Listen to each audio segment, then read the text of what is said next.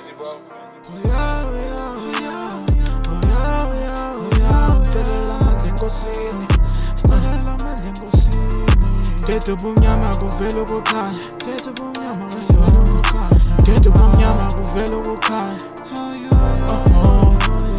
oh yeah, oh yeah, oh yeah.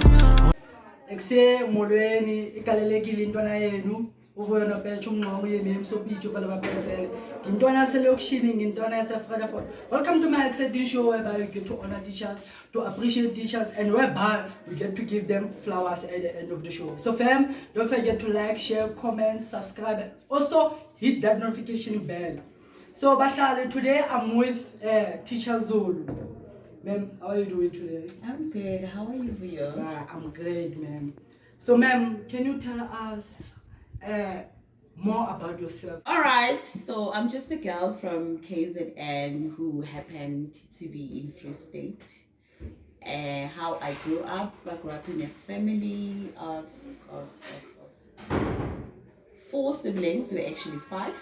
So I'm the second born. The firstborn is actually a sister. I'm the second born, and then it comes a brother, then 2 girls. So we're a family of 5 siblings. With a mother, I lost my father. I think it was 2014. So, ma'am, how do you feel to become an educator, ma'am? You know, I was actually about to say this. When I grew up, I wanted to be an actress, of which I think I did go to Durban to try and pursue that career. Yeah. So the first thing that I did a learnership with KCAP. It's called KCAP. It's in Wamashu in Durban for a year. I think it was 2009. So it was after your matric? Yes, it was after my matric. So it was in 2009 where I did a learnership for a year, and they were teaching us how to act and all of that. It was for acting. So while I was there, I met other actors and actresses, people who were actually trying to pursue this career. And then that is where I decided to apply in the University of KwaZulu-Natal for drama. So I did apply, and then they called me for auditions, and then I went there. So I did my first year in 2010. That's where I did my first year in drama. So I did drama, and then for like 3 years in there. It may sound like the simplest thing, but while I was in university, I met Dr. T. She is from America. So she was at the University of KwaZulu-Natal for her 6 months. I think she was doing PhD by then, and she was teaching me drama. And then in this drama where she was teaching me, she taught us something that was called a ritual drama, right? So in this ritual drama, she was actually kind of helping us to tackle about to find our voices, you know. And while she was teaching us, as she was helping us to tackle into, because I believe each and every person, we have a story to tell, right? Yes, yeah. We have a story to tell, and at times you don't even realize that you actually have a story to tell. So she said to me, use your voice, no matter. It doesn't matter how shaky it is, but use it. Yes, ma'am. So it helped me a lot, because now I took it and then I made it mine. Because as a person, as you grow, you know, sometimes you need to use your voice. Because I realized, you know, at times the way we grew up, maybe it is not the way you guys are growing up, and also it is not the way our kids are growing up. Now my daughter, she's actually 8 years old, and then the way she uses her voice, I can actually realize that it is not the way that I grew up. Because now I grew up knowing that, you know, you can't question elders, you can't do this, you can't do that. But having to experience raising my daughter, I can actually tell that she is using her voice as early as now. Mind you, for me, I had to wait until varsity level. And then after that, decided to pursue a teaching. I then did what we call PGCE for like a year, which is why I became a teacher, right? Without passion, I wouldn't be doing my 7th year as a teacher. No, what made you to come this side? Oh my goodness. You know, when I'm always asked this question, I laugh. You know why I laugh? Why? Because honestly speaking, if you cannot see God through my journey, then I don't know when you will see God. Yes. You know why I'm saying that? Because I never applied in the Free State province. But then, while I was at home, just one day I received a call. And it was a wrong number according to our eyes, but according to God, it was the right number. I received a call from the Department of Education from Free State, and then they were looking for a teacher for a job. So I remember this person was calling me, was like, "Itumela me," and mind you, at that time I was never exposed to Isisut, you know. Yes. So the only words that I knew was just words from television, you know. And I was like, "Tumela ntate guy, guy," and I was like, "I'm good." And then he continued it in Sutu, and then that was it for me. I couldn't understand what he was saying. I was like, "Yo, oh my God, I'm joking. I'm a Zulu speaker and I know nothing about this suit." And then he then said to me, "Oh, okay, ma'am, I'm sorry. I'm actually looking for a teacher, blah, blah, blah, blah." And I'm like, "I am a teacher as well, and I'm at home." Are you serious? Yes. And then he asked me, what did you major with? And then I told him, and then he gave me his email address. And then he said to me, "Email your things here." And then I did exactly that. And then during the week, I think he said to me, he called me, and then he said to me, and there's a principal who was there, and then he took your CV. It's Mr. Mhlahli. He will call you. Just wait for his call. And then along the way, in the morning, early in the morning, it was around 7 o'clock a.m. And then I received a call, and then it was Mr. Mhlahli, and that's how I got a job. Through your journey, you've faced some challenges, and we want to know what are those challenges? I think the biggest challenge that I actually encountered was in varsity, of course. When I was in varsity, I was accepted, and then I couldn't get financial aid. In 2010, I did my first year, and without financial aid, and then it was so hard for me because I didn't have a father, as I just mentioned. It was just my mom, and she wasn't working properly, you know, like a good paying job. But then she was there for me, financially. Like, you can just imagine any way a parent could just support a child, right? And then, but then there wasn't too much. And then the following year, it was in 2011. I feel like that is where I actually encountered. So, ma'am, after your matric, you didn't go to university? No. I had a gap year. Oh. How was life during your gap year? Yo, life. You know, sometimes as you grow, you plan things, right? That's okay. Just like every learner, we have dreams. I want to be this. I want to be that. You know. But then as you grow and then you experiences some of the things that are actually happening, sometimes you ended up giving up and you don't see yourself doing or becoming whatever you wanted to become. I feel like it was a case with me as well.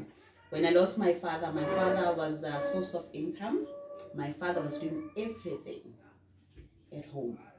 And when I lost my father, I did not see myself in varsity. I feel like I just lost it. And life was hard. I remember at one point I was going to town and I got a lift from, I think, a policeman or something, and then he asked me, "Why are you not at school?" And then I was like, no, I'm done. I was done matric, by the way, and I looked very young because I completed matric when I was 16. And I was like, no, I'm done with school. And he was shocked. Yo, who's gonna hire you at this age? Because you look young. Okay, and then I stayed for like 3 years without going to varsity. Sure. So in that 3 years, I think I got a job as a secretary. That was my first job. I got a job as a secretary. So I worked for like 2 years. Because immediately after matric, I remember I went to upgrade some of the subjects. And then after upgrading, I stayed for like 2 years as I was working as a secretary, and I was getting 700 rand Imagine. a month. So, all right, and then after that, I applied for this internship there for acting, and then I went there. I think there was just another door opening for me. And then I went there, I studied for like a year, 2009, and then in 2010, hey, that's when I did my first year. So, ma'am, what advice can you give to people who want to pursue the profession of being an educator? What is that advice can you give to those people Who want to be an educator? You know what they say, if you want something, go for it. Just go for it, no matter the circumstances, just go for it. Know that God is with you, because your heart is in teaching. God will be with you, no matter what. Then, can you tell us about how did you feel when you first got your paycheck as an educator? Oh my goodness. Yo! I couldn't believe it, as I just mentioned to you, that I actually got paid while I was working as a secretary, 700 rand. So seeing thousands in my bank account. It was amazing. I won't lie to you. It was amazing. It was great. It was great. I remember, when you have money, you don't even know what to buy. You just go to town. You don't know what to do. You just swap. You want this, you swipe. You want this, you swipe. It was a great feeling. Trust me. So, ma'am, when did you consider yourself as a successful person? Because my success is way different from other people, and we want to know, when did you consider yourself successful? I think that's the most unfortunate part, because I don't think I consider myself as a successful person. That's just me. I don't know if I'm just being hard on myself or what, but I'm very grateful for the things that I've achieved up to so far. But I wouldn't say I'm successful, but I would say I'm grateful for the things that I've achieved up to so far, because I still have a lot that I want to achieve. Maybe after 5 years, I will consider myself successful. So, ma'am, what are the things that you are proud of? What are the things that you say that I'm proud of? 1 or 2 things that you can say that these things I went through hardship and I managed to earn them. What are those things that you are proud of? Oh, well, I always say, I'm a curse breaker. That's what I said. Whatever that was said will never happen to my family. Through me, it will happen.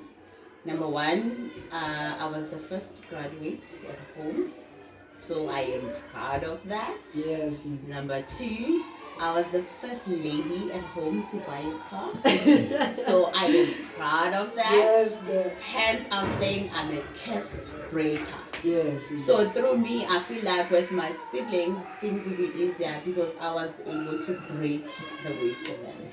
Ma'am, let me cheer you up with something here. Alright. So, Bahlali, kile present 11 titangayo lena. Let me give it to you, ma'am. Oh, thank you so much, Buyo. Oh my goodness. Oh my goodness. A stone. Share something with a stone? Yes, ma'am. Oh wow, Buyo, you don't know how much it meant to me. Trust me, you have no idea. And I'm about to break it down for you. You have no idea how. Oh my God! You have no idea how much this means to me. It actually reminds me of, you remember I spoke about Dr. T? Yes. True. Wow. Is this good or what? Wow. Wow. Ma'am, this is supposed to be a prank. Wow. But no, it's not. Oh, all right. So I spoke to you about Dr. T, right? Yes. And I said to you, she's actually from America, right? And she was actually teaching us what you call ritual drama. So do you have time? Yes, I do have time. Okay. So in this ritual drama, she was actually teaching us, and as she was teaching us, we were actually tapping into telling our own stories, right? And then while we're doing this, we actually got to share stories that we've never shared before. So it was just an emotional journey, trust me. It was an emotional journey, and I had to listen to people's stories, sad as they were, breaking as they were, and in the process I felt like a part of them, So because at times as we grow, we experience traumatic things, right? And we never get a chance to speak about them, Yes. And it's to really share how we feel, how broken, when you're opening yourself and become vulnerable in front of other people. So sharing these stories actually helped us to become vulnerable in front of other people, and I feel like that is actually where we gained strength, because you get to realize, because you know what, I'm actually not the only one. Yes. And you get to feel that, when you're hearing other people sharing their stories and you're comparing their stories with yours, and you can actually tell you know what, I'm actually better, and it makes you feel better. And also when you become vulnerable, and finally when you're finding a voice, when you're finally finding a voice within yourself, because there's that person, right? Yes. There's that person who's an innocent as you grow, but as you grow, this person is no more innocent because of the things people are throwing into you, right?